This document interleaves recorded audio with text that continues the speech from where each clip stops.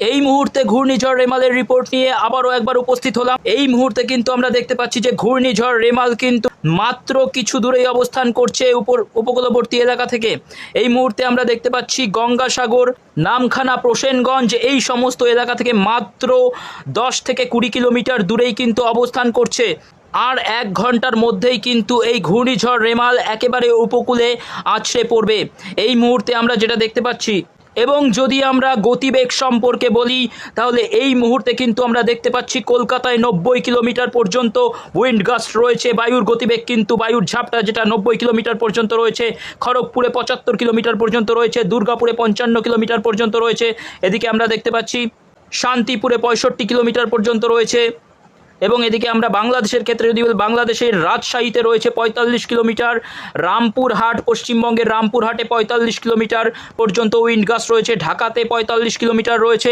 এবং এদিকে আমরা দেখতে পাচ্ছি চট্টগ্রামে 50 কিলোমিটার রয়েছে, এদিকে কক্সবাজারে 55 কিলোমিটার পর্যন্ত উইন্ড গাস্ট রয়েছে। এবং বাংলাদেশের উপকূলবর্তী এলাকার কথা যদি বলি, এই যে গোলাপি অংশটা আপনারা দেখতে পাচ্ছেন, এই গোলাপি অংশতে কিন্তু 150 কিলোমিটার পর্যন্ত উইন্ড গাস্ট রয়েছে।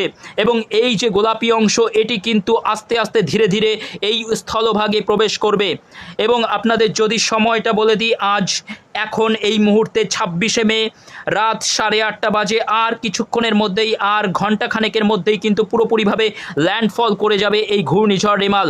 এবং এটি কিন্তু পশ্চিমবঙ্গের সুন্দরবন এলাকা, যেরকম হলদিবাড়ি, নামখানা, প্রসেনগঞ্জ, এদিকে কুমিরমারি, ঝড়খালি এই সমস্ত স্থানে কিন্তু এটি ল্যান্ডফল করবে। এবং তার পরবর্তীতে এটি কলকাতার পার্শ্ববর্তী এলাকা দিয়ে, কলকাতার পূর্ব দিক দিয়ে এটি কিন্তু এগিয়ে যাবে এবং অনেকটা কিন্তু বাংলাদেশ এবং যে পশ্চিমবঙ্গের সীমান্ত এলাকা রয়েছে সেই সীমান্ত এলাকার ওপর দিয়ে কিন্তু এটি এগিয়ে যাবে এবং এখানে মেহেরপুরের কাছে এসে কিন্তু এটি বাঁক নেবে।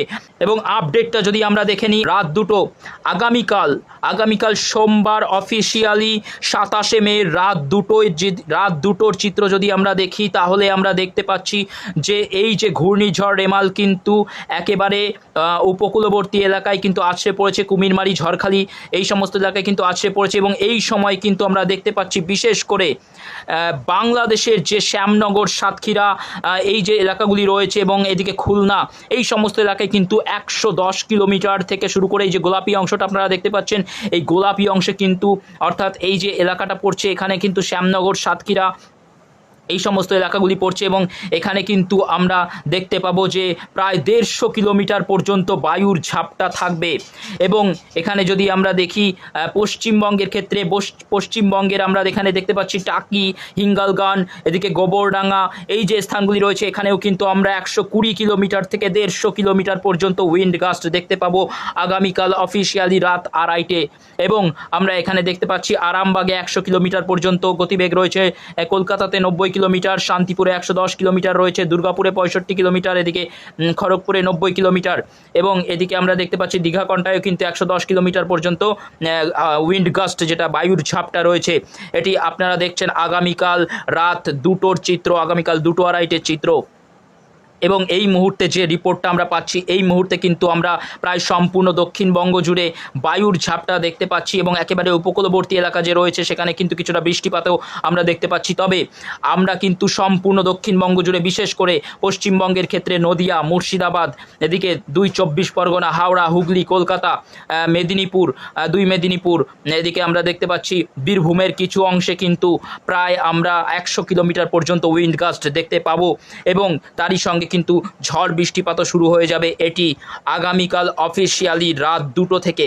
এবং এই যে দক্ষিণবঙ্গের যে জেলাগুলি উল্লেখ করলাম, এবং বাংলাদেশের ক্ষেত্রে যদি বলি, বাংলাদেশের খুলনা, এদিকে আমরা দেখতে পাচ্ছি যে সাতক্ষীরা, শ্যামনগর, এদিকে কিন্তু মেহেরপুর, রাজশাহী পর্যন্ত, এদিকে আমরা দেখতে পাচ্ছি বরিশাল, কলাপাড়া, লালমোহন, হাতিয়া, এবং এদিকে ঢাকা পর্যন্ত, কুমিল্লা পর্যন্ত এই যে এলাকাগুলি রয়েছে, এই যে সম্পূর্ণ দক্ষিণবঙ্গ, পশ্চিম বাংলাদেশের ক্ষেত্রে সম্পূর্ণ যে দক্ষিণ অংশ রয়েছে সেই দক্ষিণ অংশে কিন্তু পশ্চিমবঙ্গ লাগোয়া যে দক্ষিণ অংশ রয়েছে বাংলাদেশের, সেই সমস্ত এলাকায় কিন্তু আমরা দেখতে পাবো যে রাত 2টো 2:30-টের পর থেকে এখানে উইন্ড গাস্ট বেড়ে যাবে, 120 থেকে 150 কিলোমিটার পর্যন্ত উইন্ড গাস্ট থাকবে। এবং তারই সঙ্গে কিন্তু বৃষ্টিপাত, ভারী থেকে অতি ভারী বৃষ্টিপাতও চলবে। এবং এই যে আবহাওয়াটা এটি কিন্তু আগামীকাল আগামী সোমবার প্রায় দুপুর 12টা পর্যন্ত বহাল থাকবে এবং আগামী সোমবার আগামীকাল 27শে মে সোমবার দুপুর 12টা পর্যন্ত কিন্তু এই একই রকম প্রায় 100 কিলোমিটার উইন্ড গস্টের সঙ্গে কিন্তু ভারী থেকে অতি ভারী বৃষ্টিপাত আমরা লক্ষ্য করতে পারবো। অর্থাৎ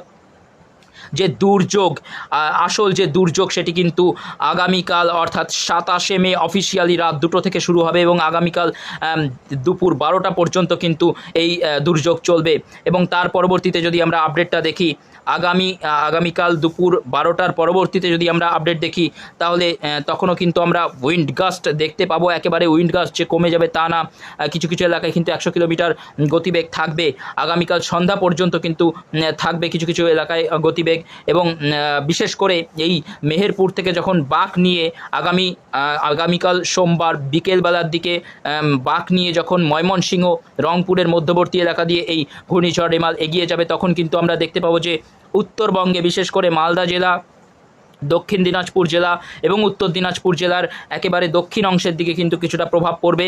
এবং বিশেষ করে কিন্তু মালদা জেলায় আমরা 100 কিলোমিটার পর্যন্ত উইন্ড গাস্ট দেখতে পাবো এবং দক্ষিণ দিনাজপুর জেলার বালুরঘাটের দিকে কিন্তু আমরা দেখতে পাবো যে 100 কিলোমিটার পর্যন্ত উইন্ড গাস্ট। এবং বাংলাদেশের ক্ষেত্রে কিন্তু আমরা ঢাকা, ময়মনসিংহ, এদিকে রংপুর, বগুড়া, ঘোড়াঘাট, চাররাজীবপুর, সিরাজগঞ্জ, সিংড়া, মহদেবপুর এবং এদিকে মদন, লাখাই, মৌলভীবাজার, সিলেট পর্যন্ত কিন্তু এই মুহূর্তে আমরা যেটা দেখতে পাচ্ছি। এবং ত্রিপুরার আমবাসা, আগরতলার দিকেও কিন্তু আমরা এই ঘূর্ণিঝড় রেমালের প্রভাব দেখতে পারবো। এবং এটি কিন্তু আগামী সোমবার সন্ধ্যের পরবর্তী সময়ে এই যে উত্তর অংশ রয়েছে বাংলাদেশের, এই উত্তর অংশে কিন্তু প্রভাবটা আমরা দেখতে পাবো আগামীকাল সন্ধ্যের দিকে, আগামীকাল সোমবার 27শে মে সন্ধ্যের দিকে। এবং তার পরবর্তীতে আগামী 28শে মে ভোরের দিকেই কিন্তু এই ঘূর্ণিঝড় পুরোপুরিভাবে মেঘালয় থেকে আসামে প্রবেশ করে যাবে এবং এটি কিন্তু নিশ্চিহ্ন হয়ে যাবে। এই মুহূর্তের আপডেট। এবং আমরা যদি বৃষ্টিপাতের পরিমাণটা দেখি, বৃষ্টিপাত কিন্তু আগামী মঙ্গলবার পর্যন্ত কিন্তু চলবে। মঙ্গলবারেও কিন্তু আমরা দেখতে পাবো যে উত্তরবঙ্গে রংপুর, কালাই, ময়মনসিংহ এবং এদিকে কিন্তু আমরা দেখতে পাচ্ছি সম্পূর্ণ মেঘালয় আর সম্পূর্ণ আসাম, এদিকে সিলেট, মৌলভীবাজার, লাখাই, কিশোরগঞ্জ, কাপাসিয়া এই সমস্ত স্থানে কিন্তু চলবে। এবং একেবারে উপকূলবর্তী এলাকা এবং এদিকে পশ্চিমবঙ্গের দক্ষিণবঙ্গ থেকে কিন্তু বৃষ্টিমুক্ত হয়ে যাবে আগামী মঙ্গলবার। সারাদিনই কিন্তু আমরা বৃষ্টিমুক্ত দেখতে পাবো। অর্থাৎ আগামী দুদিন কিন্তু আমরা যে প্রভাব সেটি কিন্তু এই দক্ষিণবঙ্গে দেখতে পাবো, বাংলাদেশের দক্ষিণ অংশ এবং পশ্চিমবঙ্গের দক্ষিণ অংশ। এবং আগামী সোমবার বিকেলের পর থেকে কিন্তু উত্তরবঙ্গে আমরা এই প্রভাবটা দেখতে পাবো। এবং সঙ্গে কিন্তু 100 কিলোমিটার পর্যন্ত, 120 কিলোমিটার, কোথাও কোথাও কিন্তু 150 কিলোমিটার পর্যন্ত উইন্ড গাস্ট যেতে পারে। তো এই মুহূর্তে যে আপডেট আপনাদের জানালাম। তো সকলেই সতর্ক থাকুন, সুস্থ থাকুন, ধন্যবাদ।